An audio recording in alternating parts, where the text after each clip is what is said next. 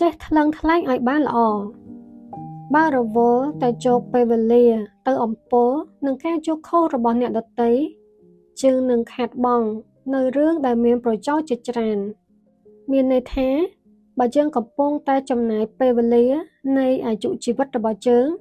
ដើម្បីព្យាយាមបកស្រាយឲ្យអ្នកដទៃបានដឹងថាខ្លួនឯងត្រឹមត្រូវលើរឿងតូចតាចនោះមុននឹងយើងសម្រេចចិត្តចំណាយពេលវេលាបកស្រាយវែកញែកលើរឿងអ្វីមួយយើងគួរតែសួរខ្លួនឯងសិនតើរឿងនេះឬរឿងនោះចាំបាច់ឲ្យយើងចំណាយពេលវេលាជាមួយវាដែរឬទេចាំថារឿងខ្លះវានឹងធ្វើឲ្យជីវិតយើងកាន់តែពិបាកបើសិនយើងចេះតែទៅរញ៉េរញ៉ៃជាមួយវាប៉ុន្តែរឿងខ្លះបើសិនជាយើង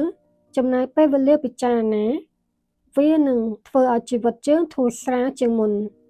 នេះហើយជាហេតុផលដែលយើងត្រូវចេះថ្លឹងថ្លែងឲ្យបានល្អរឿងណាគួរខ្វល់រឿងណាមិនគួរខ្វាយខ្វល់